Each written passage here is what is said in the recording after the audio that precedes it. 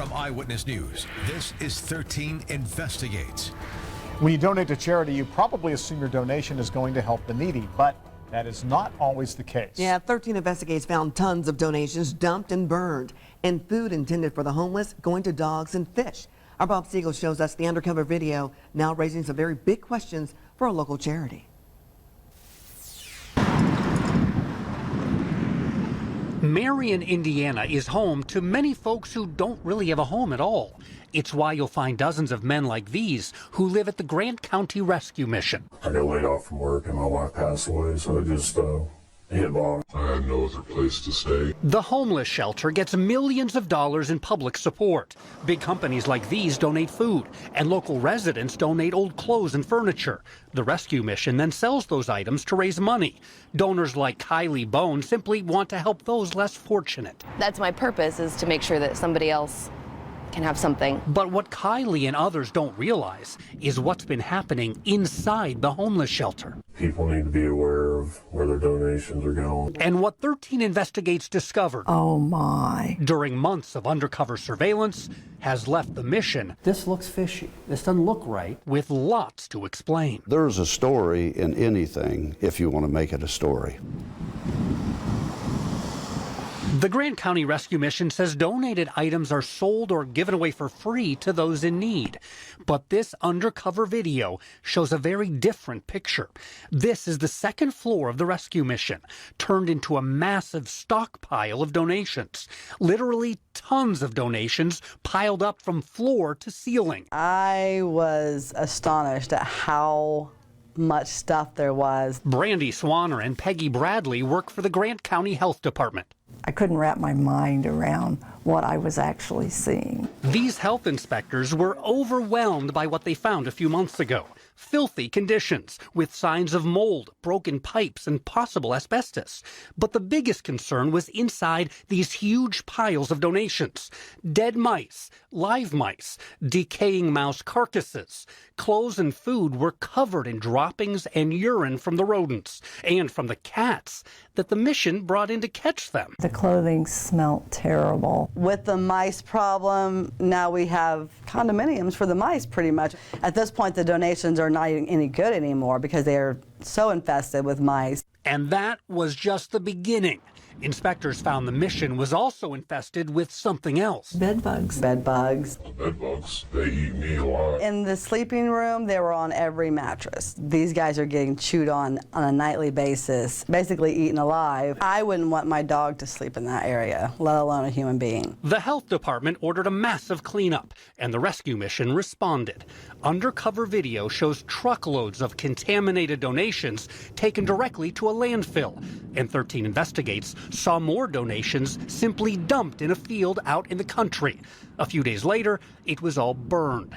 That's a tough sight for donors. They need to know that that's not right. It's tough for inspectors. There's people here that could use that. And tough for the homeless who live and work at the mission. I've seen them throw cases and cases and cases and send like away diapers, toys that they burnt, instead of giving them to the kids. 2,000 boxes of cereal that the mice got into, because it sit there and sit there and sit there. Why not give it away? That's a lot of donations that ended up needlessly being thrown away. Yeah, you're right. Pastor Tom Ballard is executive director of the Grant County Rescue Mission. We went to work and got all of our men up here and got it cleaned out. He gave us a tour of the mission to show the backlog of donations is now gone, and it seems most of the bed bugs are too. But the question remains, how could things get so bad in the first place? Your office is right in this building. Why did it take the health department to find this stuff, to bring that to your attention when you're here every day? Yeah, it's just one of those things that got past me. That's my fault as leadership. Now there are even more questions about leadership. 13 Investigates has been closely tracking shipments of food to the Grant County Rescue Mission. That is a whole truckload just picked up from the nearby Walmart distribution center. We watched staff and homeless residents unload boxes of food into the building. Then a pickup truck pulls alongside. The man behind the wheel, that's Pastor Tom Mansbarger, president of the mission's board of directors. He directs box after box to be loaded into the pickup, more than 40 boxes in all. A few minutes later, with a full truck, he drives away and we follow close behind. The destination? Grace Community Church, where Tom Mansbarger is the head pastor. We watch as church employees and the pastor's family comb through the boxes of food. They carry some into the church. They carry others to their own vehicles and drive away. And finally, we watch Pastor Mansbarger take food to his own house, where he carries some of it into the garage. Then he and his wife carry one box after another into their home. This food is supposed to be feeding the homeless, and it's ending up in your garage and in your house. Why is that happening? I don't know where you got the concept of feeding the homeless. We'll feed anybody.